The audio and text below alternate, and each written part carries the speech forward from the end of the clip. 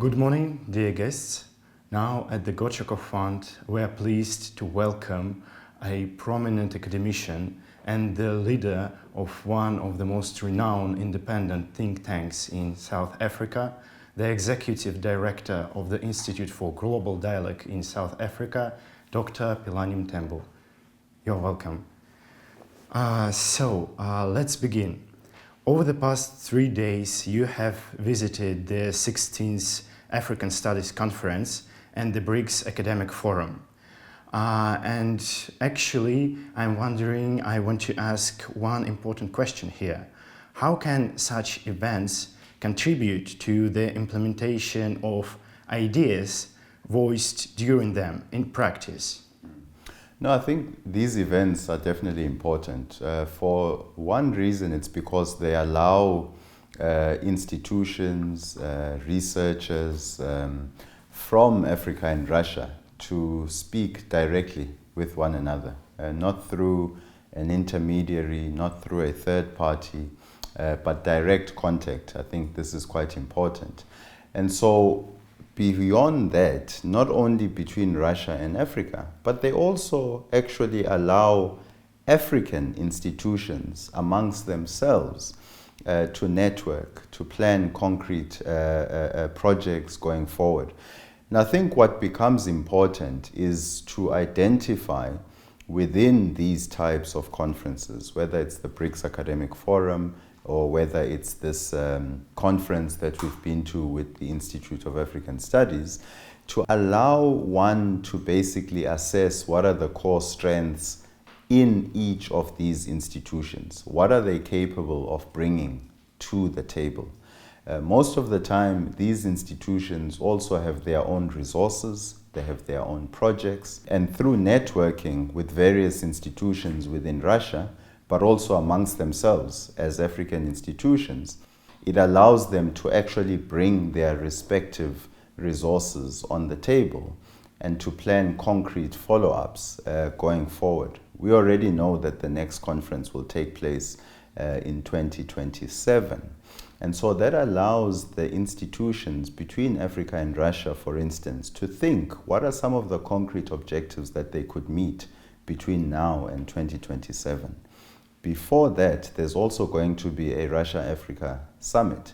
So this also gives an opportunity for institutions in Russia and in Africa to actually evaluate some of the concrete objectives that were outlined in the Russia-Africa summit and to do joint research together.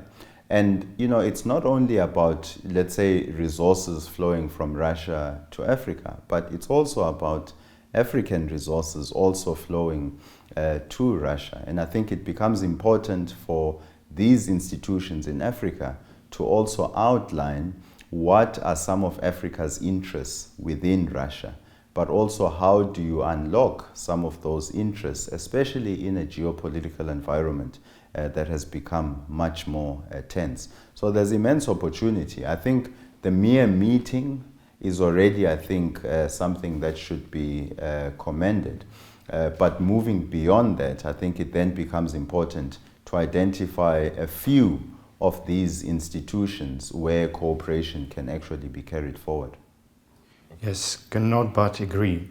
And talking of BRICS, that is playing this role of platform of bringing together experts and many other professionals from different fields. So this grouping, BRICS, has become one of the main and most important topics of scientific and political discussions. How do you think the addition of the 5 new members of the association will affect this grouping? And will this encourage perhaps institutionalization of BRICS? I think it has to, because this grouping has obviously been growing since its founding. Already when it was founded, there was a growing interest, so South Africa lobbied quite hard to be included in BRICS, and that was already the first wave of expansion. And now we've come to a second wave of expansion after the 2023 Johannesburg summit. Of course, in Russia this year, we will see, and we are seeing, the first full participation of the 5 new members within the BRICS, there's a few things that are important. Firstly, the way in which decisions are taken within BRICS. Decisions are taken through consensus. And this is quite important, so it's going to be important to induct the new members in terms of the manner in which decisions are taken, the consensus building culture within the grouping. So it's going to be important to induct, those members, and that will be the task of the Russian chairship. But beyond that, there's questions whether adding new members will complicate decision making or whether it will actually enable faster decision making.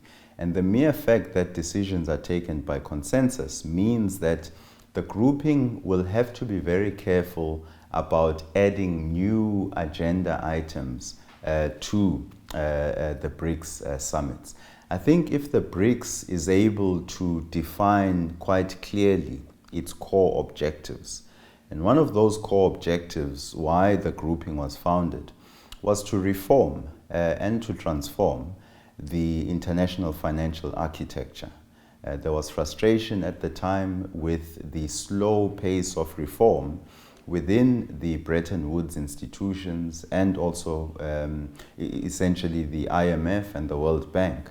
And so what BRICS members felt is that it would be important to establish institutions outside of the international or the established financial institutions in order to apply pressure from outside whilst remaining involved within those institutions. And I think this has been quite successful. They've established the new development bank, the contingency reserve arrangement, and this has allowed them to apply pressure towards reforming the international financial institutions. If this remains the core agenda item of the grouping, of course, I'm not saying other issues should not be discussed, peace and security, international development, all of those issues will remain important. But the core has to remain around the reform of international financial architecture and everything that it entails. And if you keep the agenda relatively disciplined, then the addition of new members should not necessarily complicate decision making within the grouping. Of course, it will add a layer of complexity, but I think BRICS members have generally demonstrated their ability to resolve areas where they disagree and to focus more on the areas where there is consensus on. So it will also add additional weight, geopolitical weight, economic weight. These countries are immensely important in their own region. And so it adds to the legitimacy and to the weight that BRICS countries are bringing into international fora. Yes, and what does your homeland, South Africa, see as the main evolution priorities of BRICS, development priorities of BRICS? In what directions should the grouping evolve first? Yes. No, I think definitely what South Africa has been interested in, from the beginning, we have to go back to 2013. In 2013, the first summit that South Africa hosted of BRICS, it innovated, brought innovation within the grouping and introduced a regional outreach. So it insisted on inviting African countries, African regional economic communities into the grouping. I think this was an important innovation, and South Africa has been interested in continuing with this idea. And what it basically entails is it means that BRICS is no longer just about the founding members or the expanded membership. It's not only about the individual countries, but what South Africa has sought to ensure is that these countries bring on board their respective regions, which adds additional weight into the grouping. South Africa being an African country, being very strong in terms of pushing for the reform of international institutions, enhancing the voice of the global South. So South Africa will definitely want to ensure that development issues remain at the core and remain central. So when we're thinking about the reform of international financial institutions, what South Africa is thinking about is what impact does that have on the development prospects of developing countries.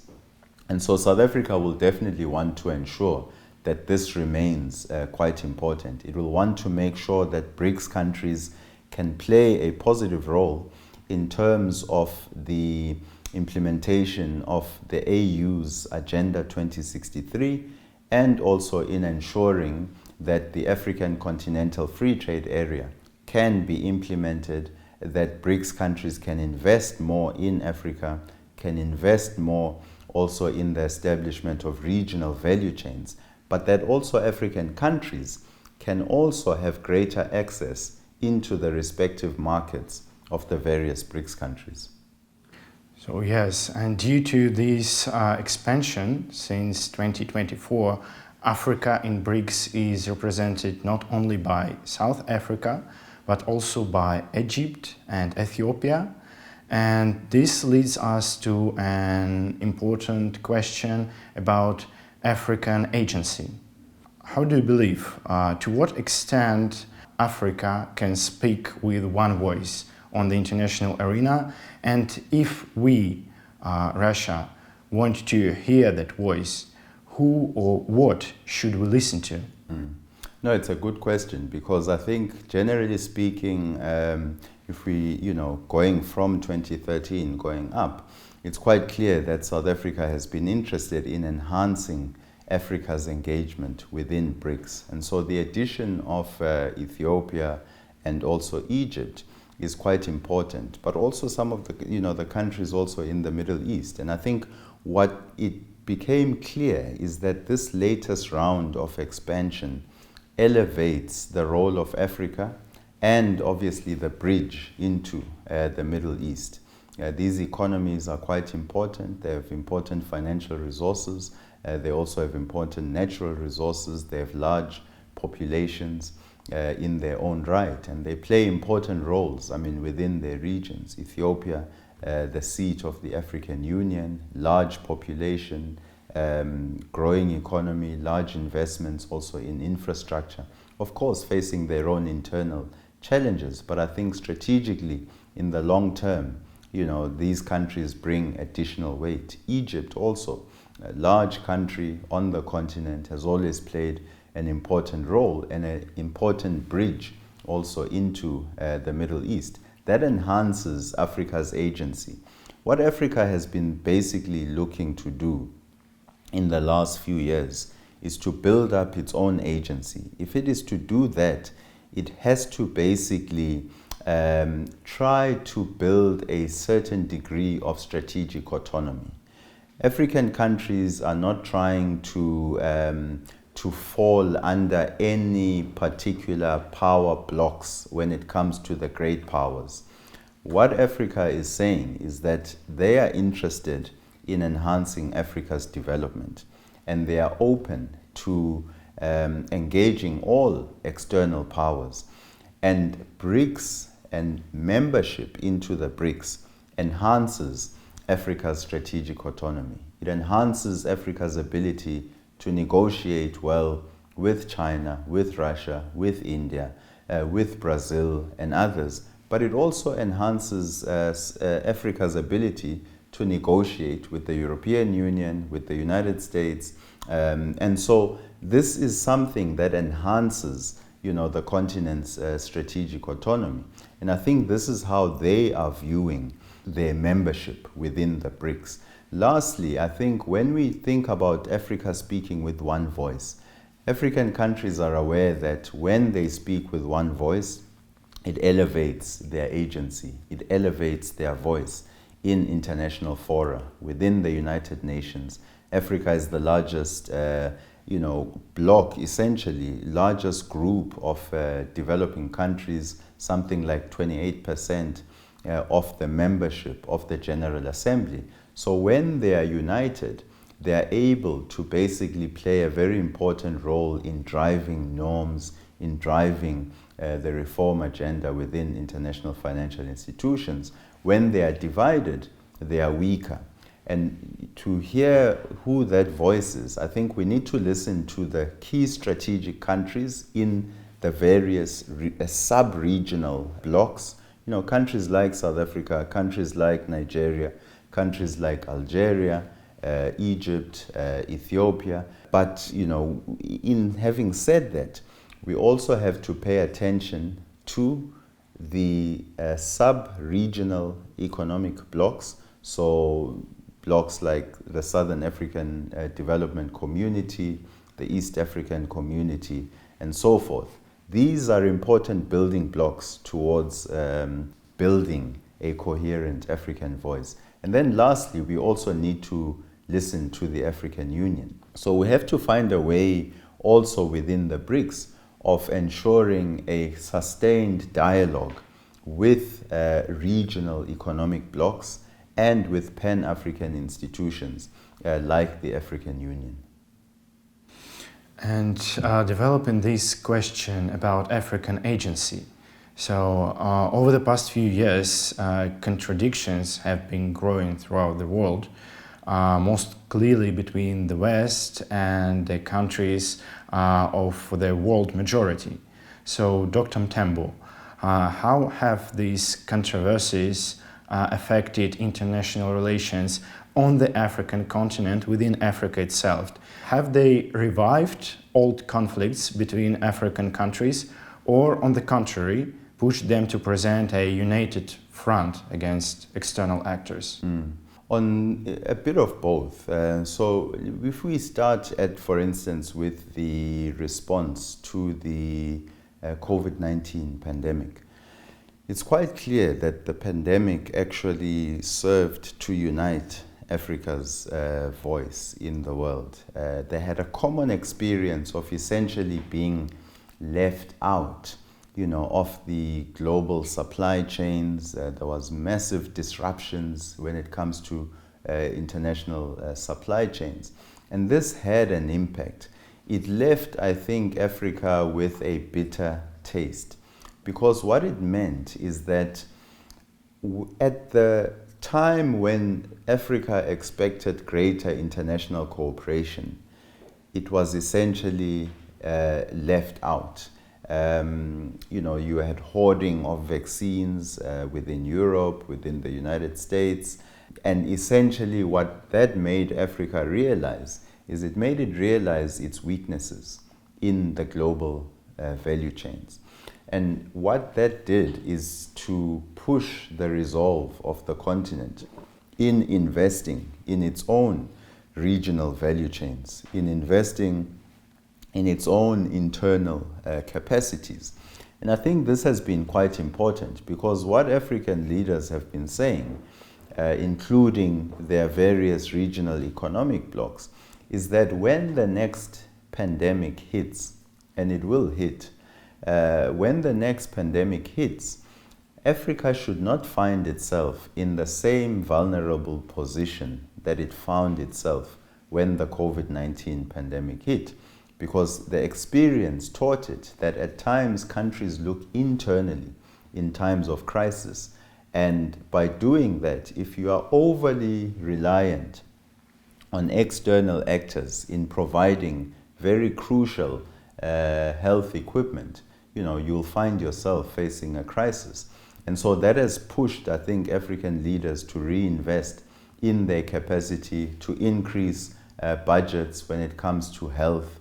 In South Africa, we just passed a national health insurance, you know, which becomes an act. Obviously, that will be challenged also through several means, but it's an important step, I think, in investing in healthcare. But not only in healthcare, but also in the production of health equipment. And also in the other, you know, crises we see in the world, conflicts that are happening outside of Africa. I think this is also galvanizing the continent to essentially not become the play ball of global powers, but to try and chart a non-aligned position in international affairs that allows Africa to exercise its agency, to have relations with Russia, with China, with India, with the US, with the European Union, even though those very countries, especially in the West, are applying pressure on Africa to essentially choose sides, leave certain countries and align with them. But what African countries are saying is that it's not in their strategic interests to basically be told by countries in Europe and in the United States which position they should take. What they want to do is to work with all international actors that are interested in investing in Africa's development programs. So now I propose to move to the country level and talk about your homeland, South Africa. Nowadays, the whole of Africa and the whole world is watching closely the parliamentary elections that will take place at the end of May. And politicians and academicians are calling them historic, as the African National Congress, the ruling party in South Africa, and whose 10th president was Nelson Mandela himself, fails to win an absolute majority in opinion polls for the first time in the history of modern South Africa. So can you tell our viewers, who are probably not as deeply immersed in African realities, why these elections are so important? And what can possibly change in South Africa or throughout the continent as a result of these elections? No, you're right. It's a very important election. Probably our most unpredictable election since 1994.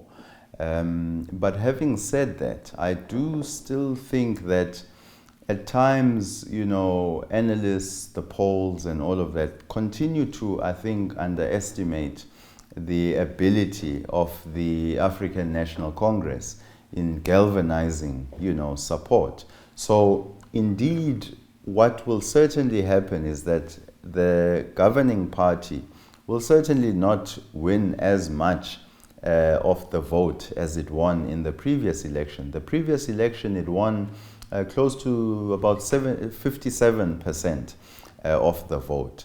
Now, you have had polls which have been saying that the ANC will drop below 50%. My prediction is that it might still slightly maintain a majority.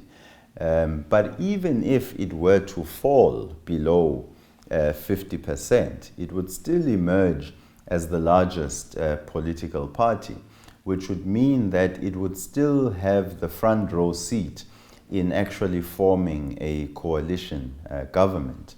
Now, that will definitely have important changes within the South African political landscape, whether the ANC just gets above 50% or if it falls below. A qualitative change is that I think it instills in the ANC the idea that it cannot necessarily take the South African electorate for granted, that whilst its history is important, that contemporary voters are looking more and more at the ANC's performance, its ability to provide services, its ability to govern effectively, its ability to disperse of services in an efficient manner. And so what that does is that it tells the ANC to basically improve its own governance record. And that is whether it masters 50% or not. I think the idea that, that the ANC would govern forever has basically been burst. So it's important even for the ANC itself, because I think the ANC realizes that if it wants to continue to govern in South Africa, it has to renew itself. It has to professionalize itself. it has to professionalize the South African state so that the South African state is able to better govern. And that is very important. And even if the ANC then does not win a 50%, then the ANC will still look to form a coalition government with one of the smaller political parties. We've already seen that at a sub-national level in some of the cities in South Africa which are being governed through coalitions. And that has some lessons, I think, for the ANC. Some of them are positive lessons, but some of them are also negative lessons as political parties, try to basically fight for certain positions within the administration. So very important changes happening in South Africa, and these will definitely have implications also for the region, because it means that if the ANC governs through a coalition, then coalition partners will also be able to influence South Africa's foreign policy on border security, on regional integration, on trade, and this will certainly have an impact on the region. So, talking of this question, I must admit once again that we Russians don't know much about your continent. And talking of everyday issues, often receive information about the continent from which gives rise to certain illusions or misconceptions. And in this regard, I would like to ask for your recommendations. What works of art, literature, films would you recommend for us to begin to better understand Africa and South Africa in particular? Yeah, so there's two recommendations that I will have, and I think these are basically sort of foundational texts which have everything, from politics to culture to art, to political parties, social movements, both for South Africa but also for Africa. I start with South Africa. With South Africa, there's a very important project that was launched at the dawn of our democracy. It is called The Road to Democracy. And this is a research project which has now already produced many volumes, which basically tell of the story of South Africa, the story of South Africa's struggle against colonialism, against apartheid. It tells you who are the major social forces that played a role, not only in bringing about colonialism and apartheid, but also in terms of resisting it. And what I like about this project is it's not only focused on political parties and political movements. It focuses on the role of art, for instance, the role of music in resisting the apartheid regime, in resisting colonialism. So artists played a very important role, for instance, in bringing about democracy, in bringing about majority rule in South Africa.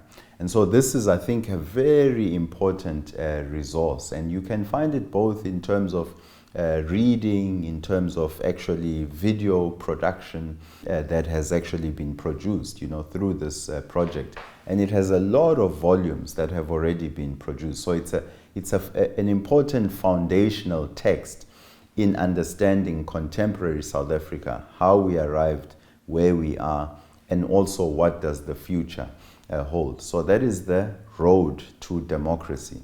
And that's, it's very important, I think. In terms of the African side, also very rich in terms of understanding the formation of the states, modern states of Africa, understanding the key political players, the key social actors, music, art, culture, in shaping, contemporary Africa, but also in shaping ancient Africa. Because often we think of Africa, I think we overemphasize the colonial period, but we don't go back and understand how Africa looked before the colonial era, which, if you look at it, is a relatively small, phase in Africa's overall history. And so this project, I think, research project, this I would recommend, is a project that was initiated in 1964 by UNESCO. And what UNESCO did is they put together an international committee of scientists, historians, people with expertise in arts and culture, archaeology, and a whole range of disciplines. What they did and they produced is they produced several volumes, almost 8 volumes, each volume about 1,000 pages, long, which basically documents the general history of Africa, the formation of its ancient kingdoms, how those ancient kingdoms rose and how they also collapsed. It documents the colonial era, it documents the anti-colonial struggle, and it documents also contemporary dynamics in Africa. And there were about over 200 international scientists which formed an international scientific committee. Of those over 200 scientists, 2/3 of them are African scientists. And this is a very important work, that has been produced in the last century. And I think resources are still going into it to basically update some of that. And that gives you a rich idea, I think, of the key drivers within Africa, the key dynamics within Africa. So I think those 2 projects are foundational texts and foundational projects that give one a window into both Africa and also into South Africa. Thank you a lot, Dr. Mthembu, for these recommendations. I believe they are of paramount importance for us to base our decisions and perceptions and approaches to Africa on these particular sources of the African origin. And finally, I'd like to ask the last but very important question. What, according to you, what is the power of Africa? Well, the power of Africa, I think, lies in its people, their ideas, the very history and the currency that brings. I mean, we still, should never forget that indeed this continent is a very diverse continent. But it is a continent that basically gave rise, to all of humanity. And so that is a very important source, I think, of power and appeal also, to the rest of the world. But the continent's power also lies in its resources, lies also in its ability to enhance, its resources, to have better control over those resources, the price to which we are able to sell those resources to the rest of the world. And so, thirdly, a very important source of power, I think, going forward for Africa is in its ability to basically enhance its own regional cooperation. Now, what that is going to be important for is in a soft way, redrawing the colonial borders that were imposed in the Berlin Conference of 1884.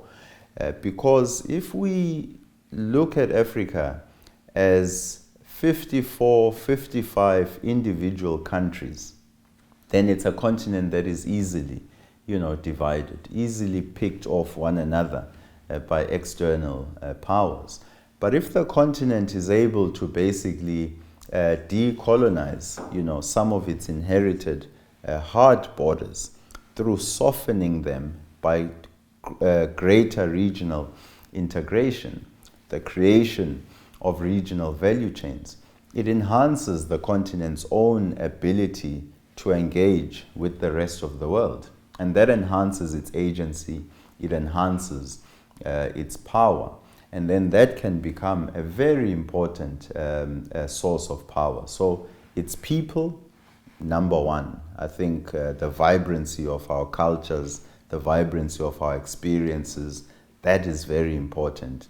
Number two, generally the ability to harness our natural resources, which we are still blessed with. Then number three, building those systems of regional cooperation so that we move beyond this idea of Africa only having 20% of its trade going through intra-Africa trade. If you enhance that, you definitely build up the continent's agency. So let's believe in this and let's work on this. And we are really happy to cooperate on this and go hand in hand with the African continent on this endeavor. So Dr. Mtembu, thank you for your insights. It was a pleasure to talk to you, and thank you for arriving and joining so many scientific conferences and expert meetings. So you are always welcome in Russia. Thank you once again. Thank you very much for having me.